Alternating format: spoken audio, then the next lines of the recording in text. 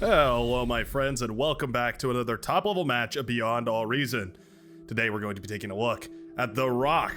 This is a map that I've covered a couple of times before, and it's a really fun one. It's got some really interesting patterns as far as where people spawn and how many players we have per lane, and we'll get all into that in just a moment here. But spawning all the way on the eastern side, representing the blue team, it's going to be an Armada commander known as Demon Jai, going into a triple metal extractor start, and then eventually into a bot lab here. Demon Jai going to have their work cut out for them as they have this massive flat high ground here that they're going to be contesting right up against the red team leader, Ganymede. Ganymede going to be a red team Cortex commander and going for a triple metal extractor into double solar panel start here and into a bot lab. All right, bot lab versus bot lab here on this southern side. So this is the reason why this map is so diverse, right? There's such a diverse range of strategies available. One reason is because of all these little low ground choke points. Maybe I can get a higher angle there to showcase exactly what I'm talking about. As we can see here, there's a lot of areas where you can run by on the sides right here, moving units through these little choke points, trying to get them into the enemy base. For the southern side, however, you have a much easier time, a much wider time defending these choke points, right? You have these large open areas where you can set up defensive chokes. However, you're down a player. As you can see, only 3 players here for the blue team versus 4 for the red team. And that is, of course, mirrored across the way here on the northern side of the map as well. So it's an interesting imbalance, so to say. It's imbalanced intentionally to see who will fall first. And oftentimes, those are some of the best matches. Spawning up in the north here, we do have Gold Please and Hippocultor going to be working together here, as Hippocultor is going into that air pad as an Armada commander, which is a little bit interesting. Going for a scouting plane, that's quite nice. At the very least, going to try and get a look around the map here, see what's going on out there. I like that quite a bit. Always a good idea to get a little bit of scouting information early on, especially if you're going for air, just because it allows your team to plan their aggression a little bit more accurately. Not to ignore the massive river, by the way, that streaks through the center of this map, sort of dividing this into 2 different sections, 2 different halves. Makes for a very interesting dynamic. When the naval battle is won, you have to worry about flanking bonuses or any naval units or amphibious units trying to squeeze their way up onto your shorelines. Makes for some really dynamic battles. Already a constructor is out here for Sinks, and we do see Biggie HB moving forward with the commander here. Using that constructor, already has a construction turret in the backline, actually. That's quite nice. Going to be a lot of build power, and it's going to help bring that base up to speed rather quickly here as the commander starts to march forward and claim some of these metal extractors. Naval play especially really benefits from a lot of metal. You really need a lot of it. It's very, all the units are very metal dense, and for a good reason. They're extremely powerful, but yeah, you pay a steep price, and so those early units can start to snowball very quickly. Already some aggression across the field. We do have straight into thug production here for El Remigano. Going to be going, yeah, right into thugs. Going to be coming up against a pawn here, or grunt rather. Yeah, that grunt's going to back off. Probably the right idea. Now the question is, where will these thugs go? Do they want to divert south here? Try and go up against our lavender player? We'll call you homeless for short. Who is going for this metal extractor, by the way. That's quite nice. 2.0 metal extractor. Nothing to scoff at. Definitely well worth trying to fight over. I like this down south. Ganymede and Swaroy marching in unison. Well, if that just isn't the most beautiful thing. Puts a tear in my Armada eye. Watching those Cortex commanders march so beautifully up this hill and onto all of these juicy, juicy metal patches here. Yeah, it looks like Demon Jai is going to have his work cut out for him here. Encountering the first of the orange units. Those pawns winning that trade right there. Nicely done. We need to see a res bot out pretty soon here. Either start picking up these units and folding them back into your army, or start eating up that metal and turning those units into your own. Either one is going to work out pretty good. There's an early bomber out here for Hippocultor. Okay. Do we have anti-air coming up? No anti-air yet. Oh, there's a fighter out. Okay, fighter's pretty good. Will manage to shoot down that bomber with the help of this thistle, and no damage is done. Not what we're looking for. Definitely not the raving start that you're hoping for in these sort of matches here. I hear aggression. Ah, there we are. A couple of grunts have broken through and have caused a little bit of mayhem in the backlines here. Pindakas suffering the loss of a couple of metal extractors. For the cost of some grunts, definitely well worth it though. Going to be quite nice. Front lines are starting to establish. Pindakas moving the commander around with the transport. That's quite cool. Yeah, why not? Using the commander to claim this high ground metal right here.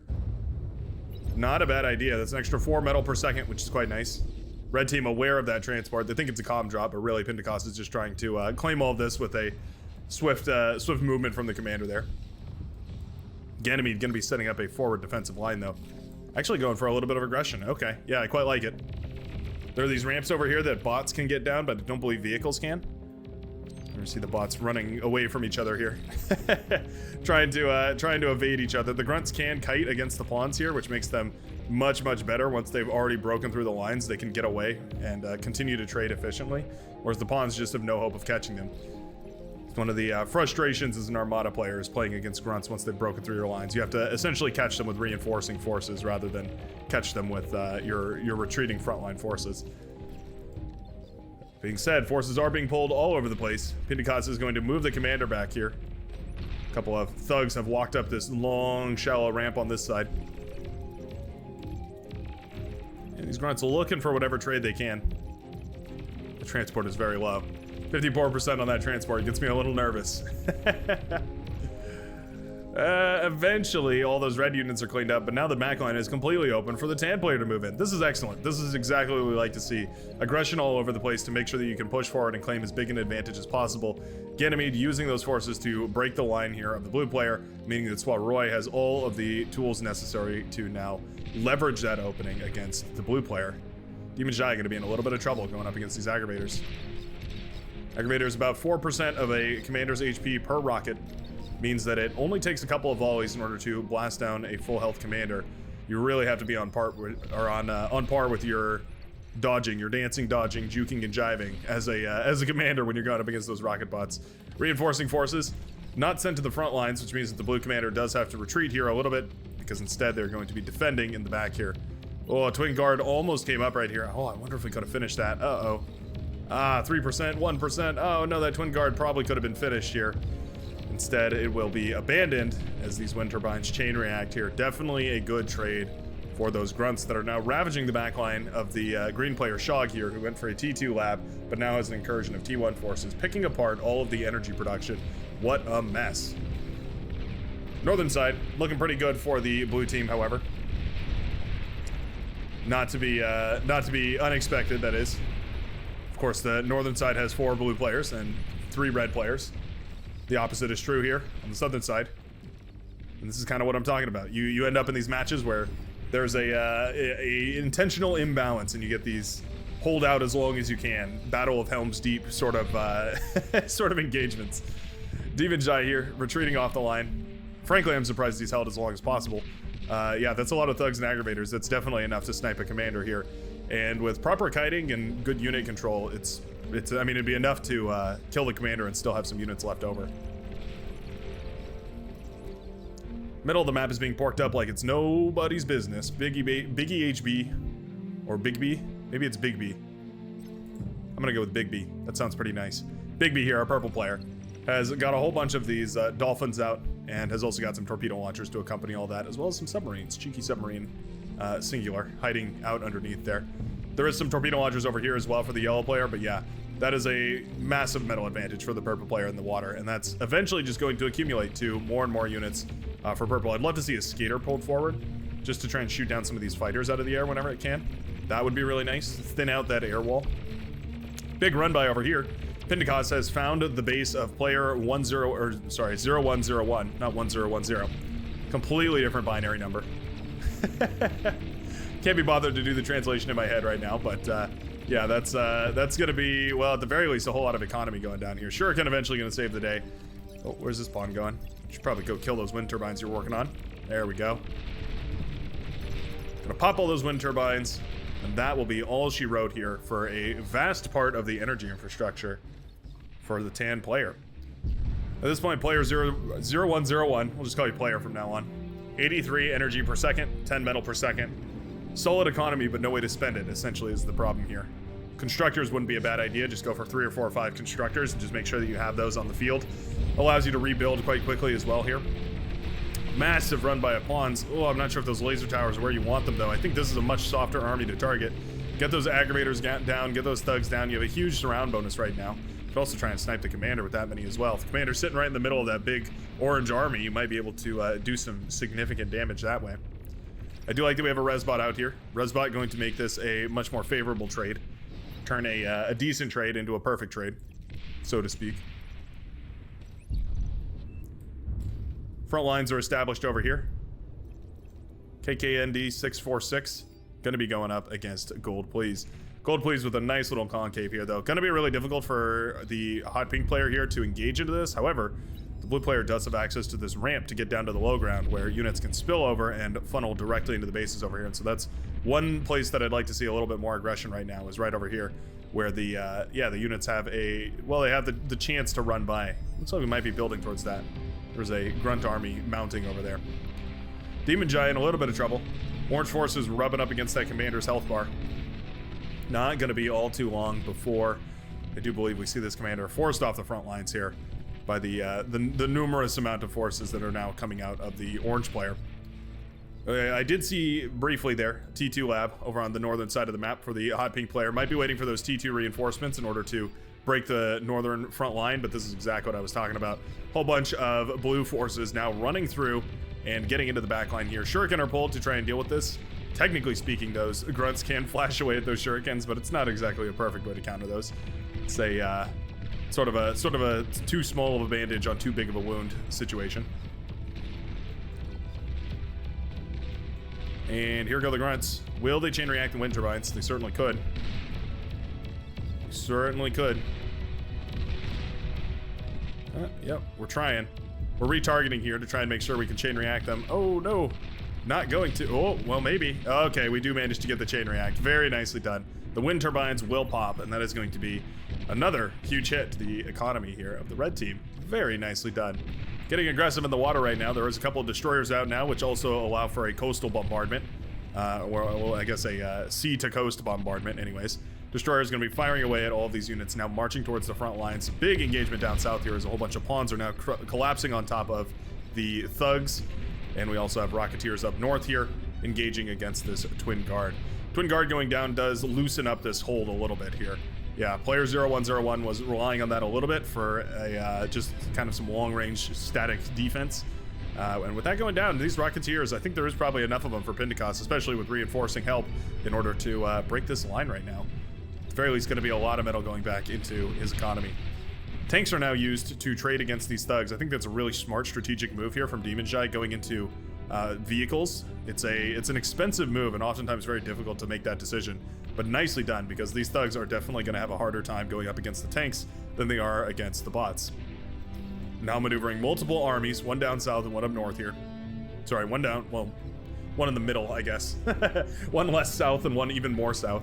Both of these tanks need to be healed, though. I'd love to see the commander patching these tanks back up. That would just be a milking out a little bit more efficiency from your army, right? You should always be looking for the most efficient way to trade.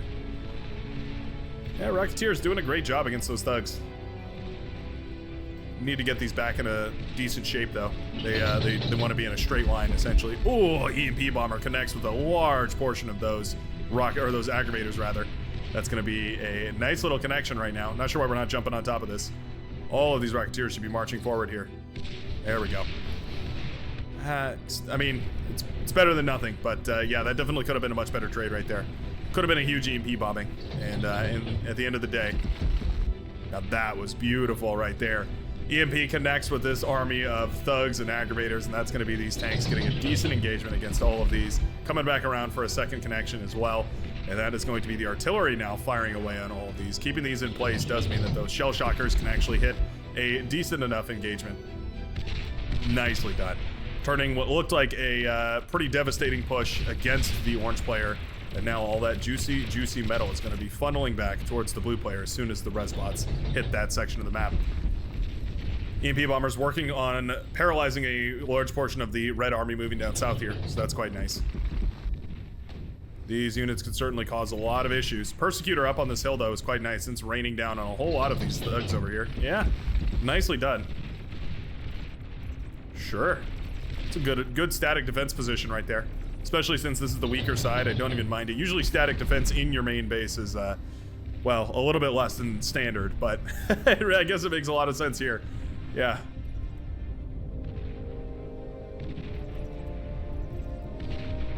Raining down shells of fury onto the unsuspecting thugs below. Naval battle The corner of my eye, I've been watching it on the mini-map here. It looks like it will be won by the purple player who's just amassed too many of these destroyers and is no longer, well, the yellow player that is no longer going to be able to contest. Ducks are now walking under the seas. There are depth charge launchers in those destroyers to deal with this issue. However, they're having a really hard time. They can actually fire at the ducks here when they stick their heads out of the water, which is interesting. I'm not sure if it's more efficient to send the ducks in and have them use their lasers or have them use their torpedo launchers. That is a decision that I have not contemplated yet. There are res subs underneath all this, by the way, patching up all these destroyers. I think we really need to reclaim a lot of this. Just reclaim for a second or two here, just to make sure that you're having enough metal here. It's nice that we're repairing. That's a really nice. That's one way to be very efficient here with this army. But yeah, get yourself a little bit of metal. Even go into T2 wouldn't be the end of the world here. This is a bloody battlefield down south. Up north, by the way. Commander just died. Huge run by over here. The lab will go down. Okay. I see you, homeless. Now pushing in with a huge contingent of thugs at the moment. Making their way in and across the map here and trying their very best to push back the remainder forces of the pink player. Don't want to overextend here. Pink player does still have a lone constructor, but it's going to be basically up to the back line to step up here. But there just isn't anything. Oh, wow. Look at how many hounds there are out already for John Rugen. Not John Rogan. Not Joe Reagan. But John Rugen. Gonna be pushing in with a whole bunch of these hounds. I mean, we are right on top of this base here, but this is great. Yeah, they're gonna shut down this T2 lab here for the hot pink player, and there we go. That's the whole T2 economy. Just collapsed with one swift push there. Very nicely done.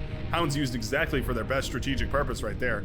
These just come out of a forward T2 bay or what? Yeah, that was where just pumped out all the way at the back of the map, I suppose, and walked all the way to the front.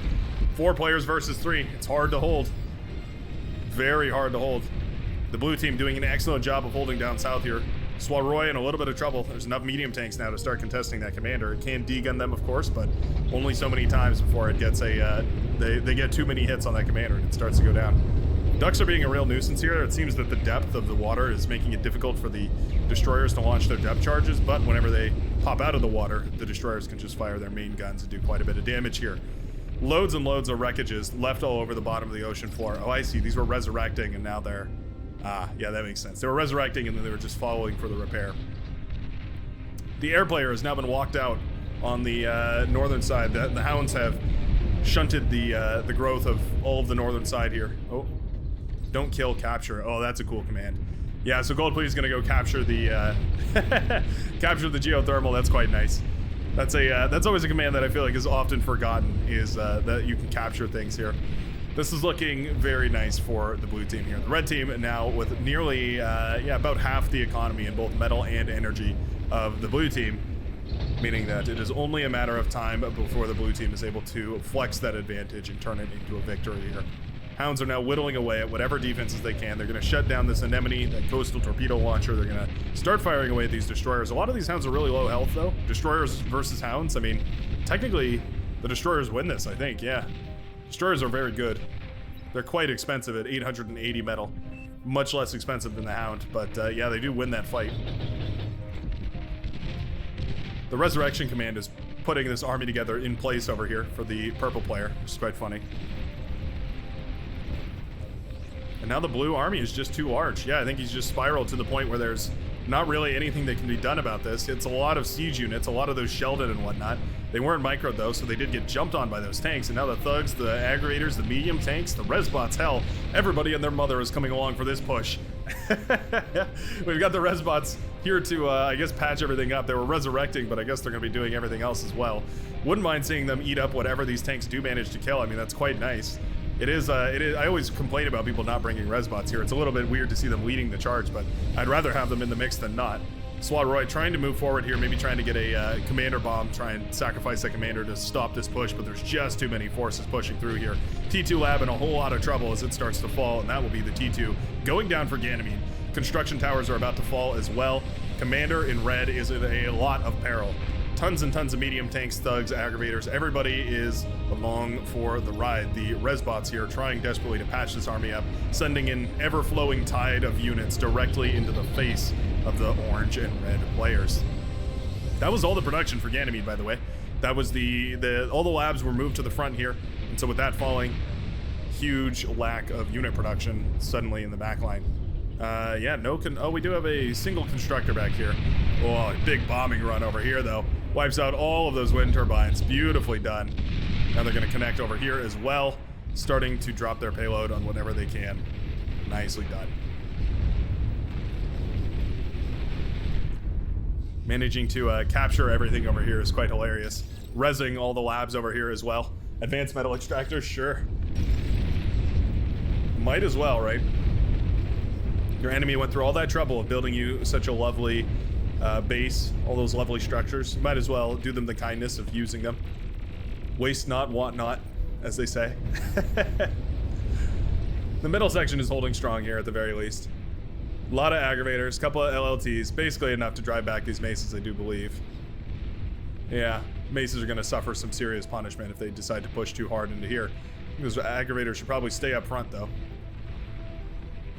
We need to continue laying down the fire. Speaking of fire, there are fiends hitting the field here for player 0101. Feels late. Feels like we're a little bit late to the T2 transition. At this point, sumos are waddling their way across the map. Sumos are an excellent counter to the fiend. They offer a stable, high health, high damage weapon platform. Very, very valuable for dealing with those fiends, especially when they start to run all around and they, well, the sumos manage to continue concentrating even through the thick and thin of the flames of the fiends. Tanks up here being used like artillery, firing down at whatever they can down there. A bit unconventional, but sure, why not? Suddenly you've got an incursion of, oh, sweepers. I thought those were seekers, the T1 anti-air hovercraft, or sorry, the T1 swarmer hovercraft.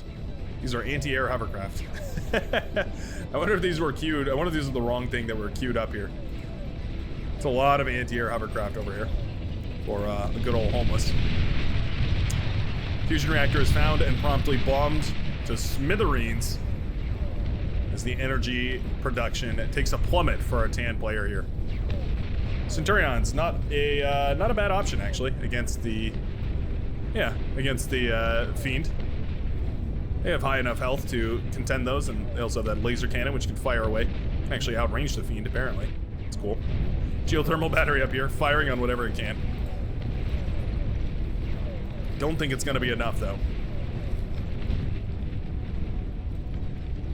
There's just too much overwhelming the southern forces of the red team. And I think that is going to be a swift victory here for the blue. I love these maps that swing out one way or another. It puts everybody on a clock. You're essentially on a timer, and you know that you're either playing defensively or offensively, and it's in some ways makes the decision making quite easy. You don't have to worry, right? If it's your job to be aggressive or not. You know essentially I either need to win this or my team falls. No pressure. Looks like the red team will decide to tap out at this point. I think that's probably fair. At this point, the blue team has taken a tremendous advantage and will indeed snatch victory in this match beyond all reason. Thanks a ton for watching. I sure hope you enjoyed it, and I hope to see you again in the very next video that comes out every day. I will see you in the next one. Peace out.